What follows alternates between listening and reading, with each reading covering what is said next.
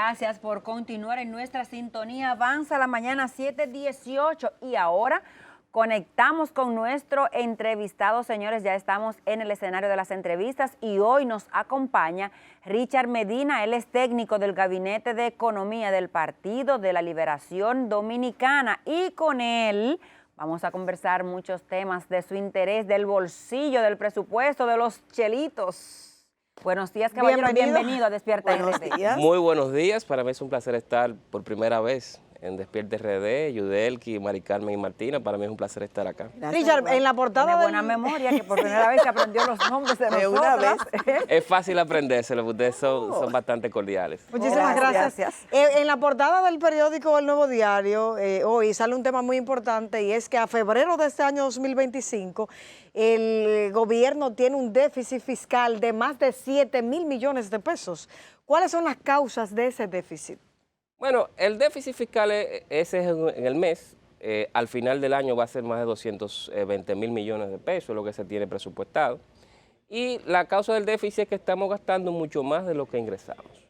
Y gastamos más de lo que ingresamos básicamente porque mientras los ingresos, es decir, lo que recauda el gobierno año a año, se ha quedado más o menos fijo cuando uno lo compara con el tamaño de la economía, el gasto ha subido de manera importante. En un primer momento subió por la pandemia. Habían programas sociales, hubo que aumentar el gasto en salud, pero después que pasó la pandemia el gasto se quedó allá arriba. Porque en lugar de desmontar esos programas sociales, se fueron desmontando, pero aumentó de manera concomitante, es decir, al mismo tiempo, la nómina pública. Aumentaron las pensiones. Entonces todo eso ha hecho que el gobierno tenga un gasto muy rígido, bastante rígido, que esté presionando ese déficit fiscal y que haga que nos estemos endeudando cada vez más como país. Pero hace poco estaba aquí una misión del Fondo Monetario Internacional y el gobierno se jacta del gran crecimiento que tiene la economía dominicana. Mire, ¿no se contrapone eso? No, para nada. ¿Qué sucede?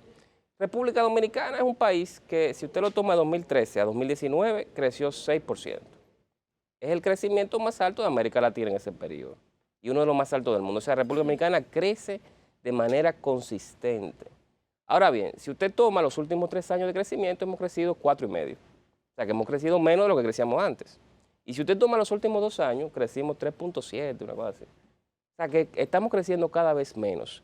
En enero de este año, el crecimiento fue de apenas 2,2, 2,3%. Con un sector como la construcción que permea, que genera tantos negocios, que emplea tantas personas, creciendo negativo en 7%. O sea que nosotros estamos en una situación donde algunos sectores, en especial el turismo, es lo que está creciendo más, pero la mayoría de los sectores económicos, en especial aquellos que emplean más personas, no están creciendo negativo. Y eso afecta los negocios de otros sectores económicos. Pues, por ejemplo, si usted hace un edificio de apartamento, de vivienda, al dueño de la ferretería se le compran inodoros, lavamanos, pisos. Hay un grupo de individuos que van a poner piso, que van a pintar, que van a trabajar electricidad. Pero como está la cosa ahora, no hay nuevos proyectos, o los que hay son muy pocos. Y esa masa de dominicanos y dominicanas que trabaja en la construcción o que depende de ventas al sector construcción, la está pasando muy mal, Y eso es más que nada una serie de políticas públicas que están mal direccionadas y están generando el problema de crecimiento, específicamente el sector construcción. ¿Usted cree que era necesaria implementar la reforma fiscal para que todo esto se contuviera y tuviéramos un crecimiento económico mayor al que hasta ahora estamos teniendo? Eso es una muy buena pregunta. Mire, cuando pasaron las elecciones pasaron en mayo, hubo una reelección del presidente, y al otro día de las elecciones en mayo, comenzó un cuco, o sea, como una especie de lobo feroz, ahí aterrorizando al empresariado de las familias dominicanas, que viene una reforma fiscal. Eso fue en mayo, junio, julio, agosto, septiembre, hablando de reforma. El empresariado, ¿qué hace? Dice, no, espérate, si yo voy a ampliar mi producción, voy a comprar una maquinaria nueva, voy a comprar un edificio nuevo, amplío mi plantilla de trabajadores, pero yo veo que viene una reforma tributaria que no sé cuál es a final de año, déjame yo parar todo eso. Paran todo eso. Finalmente la reforma viene y sale en octubre. Ya teníamos 5 meses, 6 meses con ese rumor. y la economía paralizándose. Sale la reforma, una reforma mal hecha, con errores de redacción, donde se le cargaba el dado, donde se le ponía la carga tributaria, básicamente a clase media de los sectores más productivos de República Dominicana. Y al final el gobierno tiene que desmontarla. Entonces, ese tiempo que tuvimos nosotros con el run de la reforma, el rumor de la reforma, lo que hace es que el empresariado paralice sus decisiones de inversión. Y estamos viendo esos efectos ahora, con el bajo crecimiento en los últimos 3 o 4 meses. Sobre si la reforma es necesaria, yo creo que sí. Ahora, no esa reforma mal hecha, impuesta sin negociar con nadie, sin que nadie la viera, que hizo el gobierno en octubre. O las que ha hecho previamente, porque esa es la tercera. En el 2020 trataron de hacer una, en medio de la pandemia, y en el 2021 pusieron una en la Ley de Presupuesto General del Estado para ese año, y hubo que reversarla.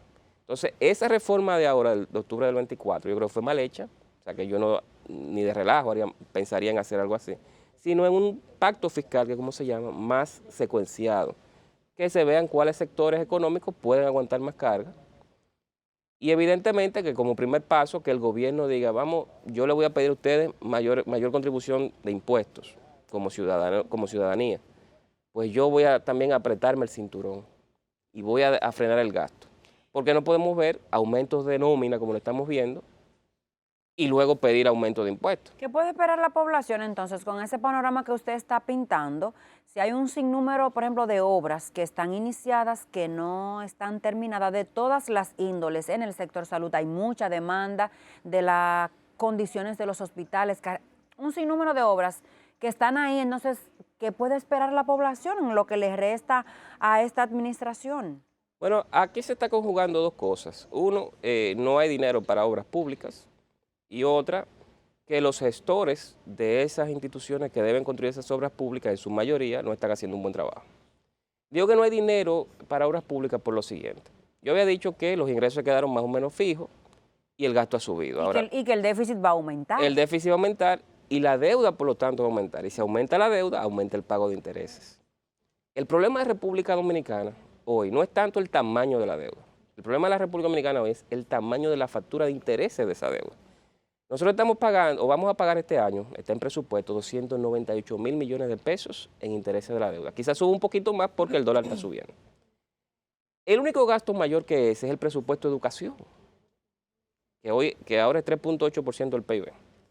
Entonces nosotros tenemos un pago de intereses tan grande que se está comiendo otros gastos prioritarios del gobierno.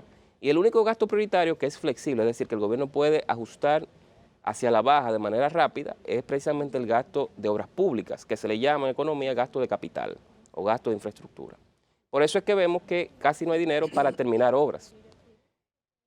Yo creo que eso no va a pasar. No es que hay mala gestión en esa institución, es que no hay dinero. Yo dije que son las dos cosas. Hay gestores malos. O sea, hay proyectos, por ejemplo el 9, que yo creo que nadie entiende por qué eso no se ha terminado. O el mismo metro de los Alcarrizos. O sea, el metro de los Alcarrizos ha durado, yo creo que ya más de lo que duró el metro de la Máximo Gómez, que era 2 veces y media más largo. Y era subterráneo, en la primera línea, que era 2 veces y medio más largo y era subterráneo completo. Este es como 20% subterráneo nada más. O sea, hay un nivel de ejecución que uno a veces se sorprende. Dice, bueno, pero ¿cómo es que no se termina? Entonces yo creo que, para responder concretamente a su pregunta, va a haber más lentitud de la que hemos visto para construcción de obras. Muchas obras anunciadas el año pasado no van a poder terminarse este año, aunque sean obras sencillas.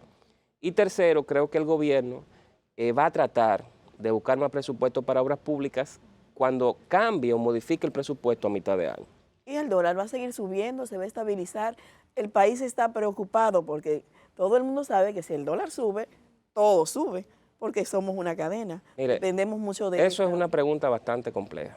Tiene dos razones por las cuales sube. Está subiendo el dólar. Uno, es que a pesar de que el Banco Central yo creo que ha hecho un gran trabajo, o sea, yo a Valdés Albizu siempre lo reconozco como un excelente bancentraliano, un excelente banquero central. Pero al Banco Central se le dificultó lo que se llama política monetaria o ejercer la política monetaria por esta indefinición del gobierno con la reforma fiscal el año pasado. Entonces el Banco Central en un momento tuvo que bajar tasas y eso generó presiones al dólar, pensando que el gobierno iba a hacer la reforma fiscal, pero el gobierno no la hizo. Entonces el Banco Central se quedó como en el aire con esto. O sea que el alza del dólar, digamos, es culpa de un poco del gobierno por esa indecisión de la reforma fiscal. Sí, claro, Eso es un indudablemente. efecto indirecto. Es directo. Directo. Es uno de los dos efectos, sí. Yo diría que sí, sin lugar a dudas. A pesar del trabajo del Banco Central, que yo creo que está haciendo el O sea trabajo que pudo haber correcto. sido peor. Si no hubiera Valdeviso, yo creo que sí, indudablemente. Si Valdeviso no estuviera ahí, yo creo que el dólar estuviera más caro. O sea, el gobernador del Banco Central, de cierta manera, ha contenido una crisis Yo creo que al sí. gobierno actual. Yo creo que sí. Varias crisis, de hecho, porque recordemos que en la pandemia hubo cierta estabilidad económica, aunque después hubo escasez de alimentos e inflación, pero el Banco Central hizo su trabajo. O sea, yo creo que quien no ha hecho el trabajo es la parte fiscal, la parte del gobierno. ¿Va a subir o se va a estabilizar? Es difícil decirlo. Hay una parte de esa causa, además de lo que ha hecho el gobierno en materia de política fiscal, que se debe a diferencias de tasa de interés con Estados Unidos. Mientras las tasas de interés en Estados Unidos sean altas, hay inversionistas, gente que tiene dinero aquí, que va a decir, bueno, quizá me conviene más tener mi dinero en activos en dólares fuera que en activos en pesos en República Dominicana. Entonces, eso es una situación que escapa de nuestro control. El Banco Central puede tener que elegir entre subir más las tasas, dejarlas igual y aguantar un poco más de presión del dólar. Pero yo pienso que el dólar va a comenzar a estabilizarse. No es que va a bajar, ni es que se va a quedar fijo, sino que como el gobierno buscó unos bonos soberanos, el Banco Central tiene más recursos, más divisas, y eso va a permitirle tener ciertas intervenciones en el mercado de tipo de cambio, en el mercado de dólares, que estabilicen el aumento del dólar. No es que se quede fijo, sino que aumente cada vez menos. Se hablaba de inyección. Un economista esta semana lo vi hablando de que el banco tiene unos recursos, creo que fue 14,000 millones de Sí, son las dólares. reservas internacionales. Ajá, que pudiera inyectar dinero para mermar esa baja, o el alza, para mermar el alza, que baje, porque ronda los 64 por 1 prácticamente el dólar, y eso es catastrófico en muchos sectores. Sin duda. El banco puede hacerlo. Yo siempre digo que tiene una especie como de chaleco antibalas, ¿no? O de escudo protector con las reservas internacionales, que son los 14,000 y tantos millones de dólares que usted menciona. Pero ya eso es decisión del banco. Yo sí creo que después de esa emisión de bonos soberanos, más lo que ha estado haciendo el banco con emisiones de lo que se llama nota de renta fija, algo muy técnico, pero eso le va a permitir al banco mayor holgura para manejar más la situación y evitar que el dólar siga subiendo tan rápidamente. No es que no suba. En su experiencia con esa inyección se haría, ¿verdad? Porque eso lo decide el Banco Central, no usted ni nadie más. ¿Pudiera tener ese impacto positivo? Positivo en el sentido de que no suba tan rápido el dólar, sin dudas. Sin duda, claro que sí. Pero son herramientas que tiene el banco. Se había dado otra, otra oportunidad en que el dólar subiera tan rápido en tan corto tiempo. Bueno, probablemente durante la crisis de 2003-2004, la crisis de Banintер, siempre hay que recordarlo eso. Hubo un momento durante la pandemia, que la economía se cierra, aunque eso fue, siempre hay que explicarlo, una coyuntura, o sea, la economía se cierra, no vienen ni dólares por turismo, ni dólares por exportaciones. Entonces, bueno, el dólar es una mercancía, es como un bien. Sube de precio si hay escasez. Hubo escasez de dólares, subió el precio. Cuando la economía se abre, vino mayor oferta de dólares, bajó la escasez de dólares, el dólar cogió su precio normal. Entonces, son momentos diferentes, ¿no? que puede ir pasando, pero sin duda que este ha sido los últimos 3 meses, sobre todo, ha sido una situación donde el dólar ha subido bastante rápido.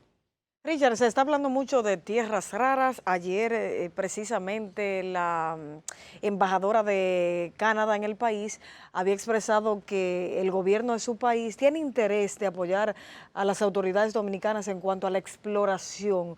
¿Cómo usted ve esto? Y se supone que ya, me parece que en el 2028 el gobierno había dicho que iba, espérate, que no preciso ahora para que no se me olvide, a emitir una normativa de exploración minera. Mire, yo lo veo positivo, o sea, en el proceso minero primero hay que hacer la exploración y contar con los permisos de exploración, luego que se confirma que hay material en cantidades comercialmente explotables, bueno, autorizar la explotación de alguna empresa. Generalmente eso sucede en asociación del gobierno local, del gobierno del país, con una empresa extranjera. Pero no me queda claro todavía que haya evidencia de que tengamos, sobre todo en la zona de Pedernales, lo que se llama la Reserva Fiscal del Ávila, que fue firmada o fue creada por el gobierno de Danilo Medina en 2018. No me queda claro que hayan cantidades explotables de tierras raras. No sabemos si hay que esperar los estudios. Serían, yo creo que, buenas noticias, siempre que se cuide el medio ambiente para la República Dominicana.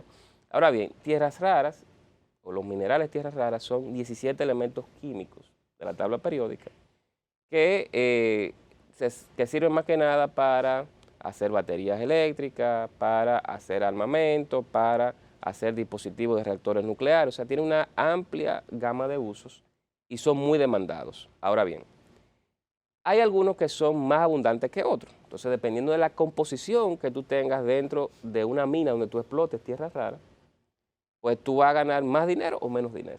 Entonces, ese otro tema que habría que discutir aquí, cuál sería, si hay y si se puede explotar, cuál sería la composición de los 17 elementos tierras raras que tendríamos en República Dominicana. Pero obviamente hay que tener mucho cuidado, no solamente en la parte de los recursos económicos que pueda dejar a nuestro país, sino también el impacto medioambiental y de la minería sostenible. Y esto viene precisamente luego de más de un mes que estuviera aquí el secretario de Estados Unidos, Marcos Rubio. Sin dudas, sin dudas. La minería ha ido avanzando mucho y más que nada ya se está concentrando en cómo remediar o cómo mitigar el impacto que pueda tener una excavación de roca. Para eso habría que ver cuáles son los mecanismos que hay para explotar este tipo de mineral, si es que lo tenemos, y en el momento en que sea posible explotarlo. Ahorita hablaba Martina de algo muy importante, de la preocupación de la gente con el alza del dólar y que cada día usted va al supermercado y encuentra los productos básicos más altos. ¿Cómo puede controlar de cierta manera los precios el gobierno junto, por ejemplo, a una entidad que se llama Proconsumidor? Bueno, Proconsumidor realmente no tiene forma de parar el alza de los precios. Proconsumidor lo que sí puede y está llamado a hacer es, si usted como cliente se le violan derechos del consumidor, hay publicidad engañosa, le venden productos que no son, el consumidor ahí tiene potestad para actuar, pero el consumidor no puede generar una reducción de precios ni controlar precios. Esto es una economía de mercado. Dicho eso, el gobierno sí puede, vía ciertos subsidios, reducir o mitigar el alza de precios. Por ejemplo, si usted tiene la producción de pollo tiene, entre otras cosas, como insumo o materia prima, el maíz. Si suben el precio del dólar, se compra maíz en el extranjero, el precio del maíz, cuando se compra aquí, va a subir, porque el dólar está más caro. El gobierno puede dar un subsidio a los productores de pollo para que el maíz no venga aquí o no les cueste yo tan caro y se traspase eso al consumidor final cuando compre pollo, cuando compre huevo. ¿Y los programas de subsidios sociales? Mira, eso es más delicado porque aquí ha habido la tendencia de incluir prácticamente al 50% de la población con los programas de subsidios sociales. Yo creo que hay que focalizar. Y si bien es cierto que 1.650 pesos, creo que es lo que está en Supérate ahora, más otros subsidios adicionales, eso no da para paliar la salsa que hemos visto en la canasta básica de los últimos 3 años. Y yo creo que el gobierno, en un ámbito de reducción o mitigación de gasto público, puede focalizar a las familias más en condiciones de mayor vulnerabilidad y aumentarle esa tarjeta. Pero no a todo el mundo, porque ahora mismo está todo el mundo metido en la tarjeta. En términos de economía y en su experiencia, ¿valdrá la pena las fusiones que ha anunciado el gobierno de distintas instituciones, ministerios? Por ejemplo, las instituciones del ramo social van todas agrupadas en una nueva institución que la va a dirigir una única persona. ¿Valdrá la pena recoger todas esas instituciones y agruparlas en una en términos económicos? Mire, hay que ver si se va a generar un ahorro. Por lo dicho por el ministro de Hacienda, cuando se anunciaron las primeras fusiones, no se iba a cancelar a nadie. O sea, que vamos a tener el mismo gasto en nómina. Evidentemente que pueden haber ganancias de eficiencia, sinergia, pero yo creo que hay que ver cada una de esas fusiones de manera particular, en especial al Ministerio de Educación y el MESIT, Educación Superior. La tendencia que hemos visto en los últimos 25 años, incluso de cuando doña Milagros Ortiz era ministra de Educación en los 2000, bajito, es que el Ministerio de Educación, por su tamaño, ha ido descentralizando sus funciones. Aquí estamos revirtiendo la tendencia que hemos visto en los últimos 25 años. Y yo diría que para hacer una evaluación justa hay que esperar que salgan los proyectos de ley de fusiones de instituciones. En el caso particular de esa que usted menciona, de las instituciones del área social, el decreto se filtró, pero como que nadie sabe si se firmó, uno no sabe bien qué es lo que está pasando. Habría que esperar ver qué es lo que se quiere hacer en la realidad. Se nos terminó el tiempo, Richard. Ay, ay. Hay mucho de qué hablar. Muchas gracias todavía. por Gracias a haber estado con ustedes. nosotros. Señores, vamos a la pausa. Gracias a Richard por estar pues orientándonos y al regreso venimos con otra entrevista de Sin Interés aquí en Despierta RD. Ya estamos con ustedes.